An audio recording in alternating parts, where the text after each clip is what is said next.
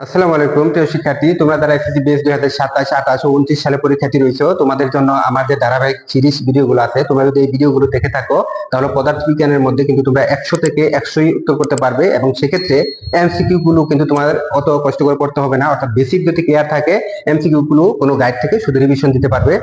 যে যে এমসিকিউটা তোমরা দেখবে সেটি কিন্তু পারবে। অর্থাৎ তোমাদের এই এমসিকিউ নিয়ে কোনো সমস্যা হবে না, আমি আশা করছি। 25 থেকে আমি গ্যারেন্টি যে তুমি 25 থেকে 25 পেতে পারবে যদি আমার এই সিরিজ ভিডিওগুলো তোমরা নিয়মিত দেখতে থাকো এবং দেখো। তাহলে কিন্তু খুব সহজেই কিন্তু পদার্থবিজ্ঞানে 100 থেকে 100 উত্তর করবে, এবং 99% কোনো কোনো ক্ষেত্রে 100ই কিন্তু পেতে পারবে। ধন্যবাদ। আজকে আমরা আলোচনা করব গতি অধ্যায়ের কিছু সংজ্ঞা। সেই সংজ্ঞার মধ্যে পরবর্তী যে সংজ্ঞাটি রয়েছিল সেই সংজ্ঞাটি হচ্ছে আমাদের চলন গতি। চলন গতি নিয়ে বিস্তারিত আলোচনা করব। চলন গতি, আমরা বোর্ডে দেখতে পাচ্ছি যে চলন গতি, এই চলন গতির সংজ্ঞাটি কিন্তু মুখস্থ করতে হবে না, যে চলন গতির সংজ্ঞাটি একটু বুঝলেই হবে। আমরা যদি চলন গতির সংজ্ঞাটি পরীক্ষায় আসে তাহলে আমরা সংজ্ঞাটি কিভাবে দিব? আমরা বলবো, কোন বস্তু যদি এমন ভাবে চলতে থাকে যে ওই বস্তু কণাটির সকল কণা সমান সময়ে সমান পথ অতিক্রম করে, তাহলে তাকে চলন গতি বলে। আশা করি সংজ্ঞাটি তোমরা হয়তো একটি উদাহরণ দিলে বুঝতে পারবে। মনে করলাম এটি একটি ইট, এটি একটি কঠিন পদার্থ বা ইট মনে করলাম। যদি এটি একটি ইট হয়ে থাকে তাহলে আমরা বলতে পারি যে এটি যদি একটি ইট হয়ে থাকে, এই ইটকে যদি আমরা ধাক্কা দিই, এখান থেকে যদি আমরা ইটকে যদি আমরা ধাক্কা দিই, ধাক্কা দেওয়ার পরে মনে করলাম এখানে একটা কণা রয়েছে, নাম দিলাম আমরা এক্স, এবং এখানে একটা কণা রয়েছে, নাম দিলাম আমরা ওয়াই। তাহলে এই ধাক্কা দেওয়ার ফলে এই ইটটি যদি আমাদের এখানে যদি চলে আসে, অর্থাৎ ইটটি যদি আমাদের এখানে যদি ইটটি যদি আবার এখানে যদি ইটটি আমাদের চলে আসে, তাহলে কিন্তু আমরা খুব সহজেই বুঝতে পারবো যে ইটটি যদি আমাদের এখানে যদি চলে আসে,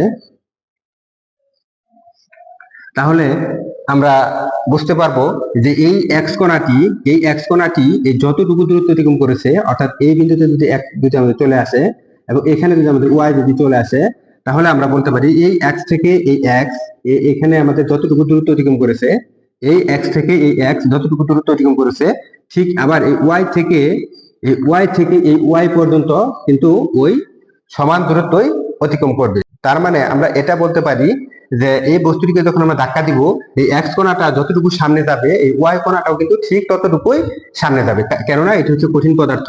তাহলে আমরা যদি খুব সহজে যদি চিন্তা করি, যদি মনে করি যে একটি কলম, এই কলমটাকে যদি আমরা এভাবে যদি ধাক্কা দিই, তাহলে আমরা মনে করব যে এই ধাক্কা দেওয়ার ফলে এই কলমের পিছনের অংশ যতটুকু সামনে যাবে, ঠিক সামনের অংশ কিন্তু ততটুকুই কিন্তু সামনে যাবে।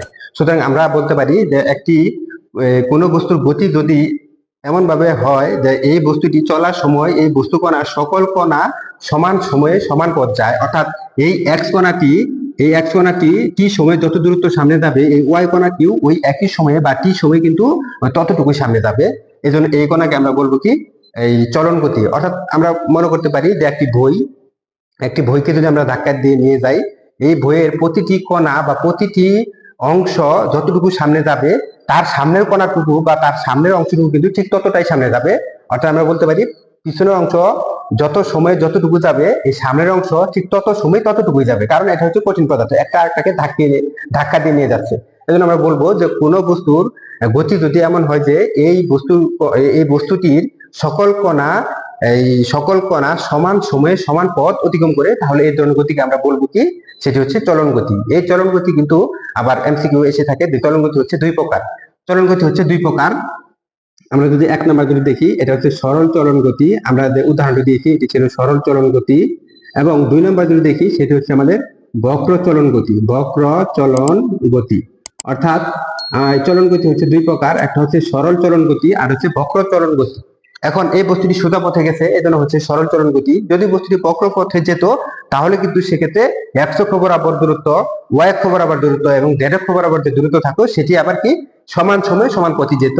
সেক্ষেত্রে সেটি হচ্ছে বক্র চলন গতি। আমরা যদি একটু একটা চিত্রের মধ্যে উদাহরণটা দেখি, তাহলে কিন্তু বিষয়টি আরো ক্লিয়ার হয়ে যাবে। চিন্তা করি যে ধরলাম এটা হচ্ছে একটা বক্রপথ, এই বক্রপথে একটা বস্তু, এটা একটা বস্তু, এটা ওই বস্তুটাই অর্থাৎ এই বস্তুটা এ, এই বস্তুটা বি, অর্থাৎ বস্তুটা একই, কিন্তু যখন সে চলতেছে কিন্তু পথটা কিন্তু বক্র। সেক্ষেত্রে তার এক্স অক্ষ বরাবর দূরত্ব আর ওয়াই অক্ষ বরাবর দূরত্ব আর জেড অক্ষ বরাবর দূরত্ব, এক্ষেত্রে তার এক্স অক্ষ বরাবর দূরত্ব, ওয়াই অক্ষ বরাবর দূরত্ব আর হচ্ছে জেড অক্ষ বরাবর দূরত্ব, এক্ষেত্রে এক্স অক্ষ বরাবর দূরত্ব, ওয়াই অক্ষ বরাবর দূরত্ব আর হচ্ছে যদি জেড অক্ষ বরাবর দূরত্ব। আমরা যদি এইভাবে অক্ষ চিন্তা করি, অর্থাৎ প্রতিটি অক্ষ বরাবরই ওই কণাগুলোর এই সরণ কিন্তু সমান, অর্থাৎ সমান সময়ে সমান পথ গেছে।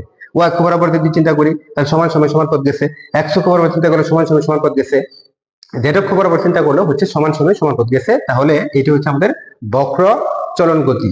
অর্থাৎ আমরা দেখলাম যে চলন গতি হচ্ছে দুই প্রকার, সরল চলন গতি আর হচ্ছে বক্র চলন গতি। এটি কিন্তু খুব গুরুত্বপূর্ণ, পরীক্ষায় এসে থাকে এবং সংখ্যাটা খুব খুব গুরুত্বপূর্ণ।